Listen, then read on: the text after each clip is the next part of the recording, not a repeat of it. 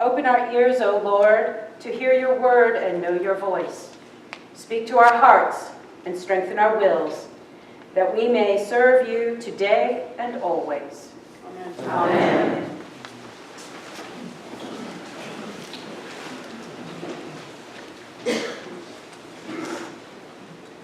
We are now in the Easter season of the church calendar, the 50 days between resurrection and Pentecost. And I believe that we are all being asked a question during this time. What's next? Many of you may have heard me ask this question before. It's my favorite question to ask to keep vestry and team meetings from getting derailed. My family knows its code for where are we going now? All our readings today speak of being reborn and to show with our lives what we profess in our faith. We are to be united, and we are anointed. We are being called to take Jesus' message of compassion and redemption to new places in new ways, because he has made us new. We are to be the kingdom of God in the here and now. Jesus appears to his disciples in the midst of the chaos and the fear while they are hiding from the authorities. And he gives them a little mini Pentecost. He breathes on them and sends them out with a mission.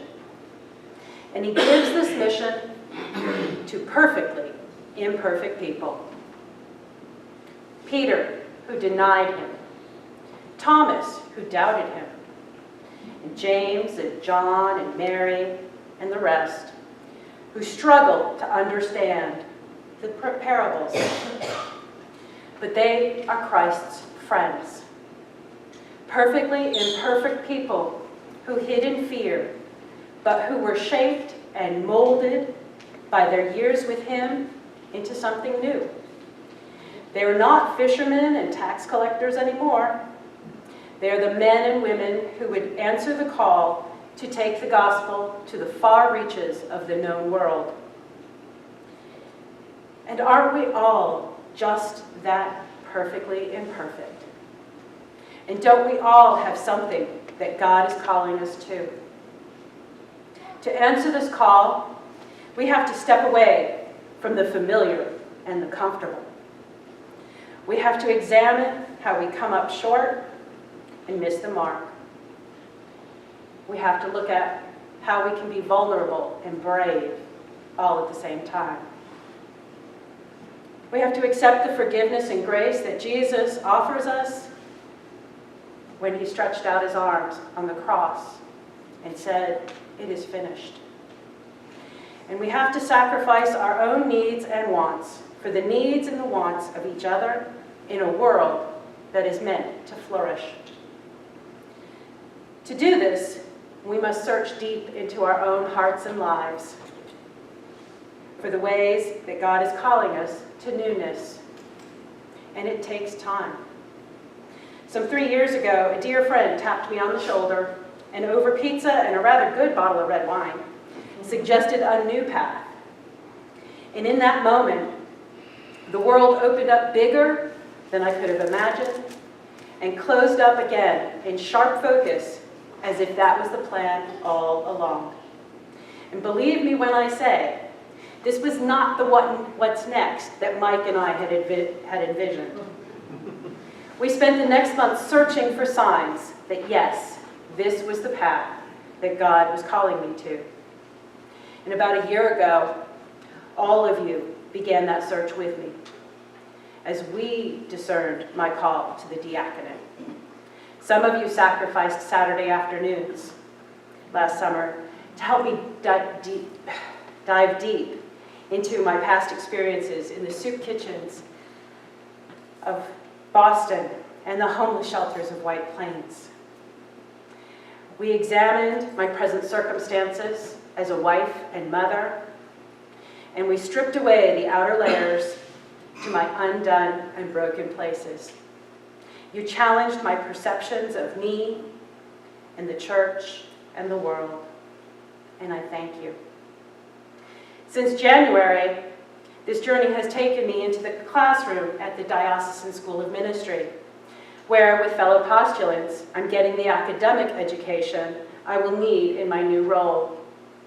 So some of you have sacrificed your time with your own families to fill in for me when those studies have taken me away from my duties on the Altar Guild, stewardship team, design team, and SURE. Thank you. My family has learned to live without me a few more nights a week. And on the nights when I am home, I'm more occupied with books and writing than dinner and laundry.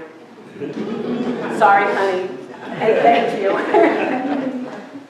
The next stage of this journey will take me away from this welcoming place, rooted in simplicity, where all can make a difference. In May, I will begin my year-long internship at St. Mark's in Venice. I will have to venture into the unfamiliar and the uncomfortable. I will have to try new things with new people in a new community. And I will have to be forgiven for the times that I missed the mark.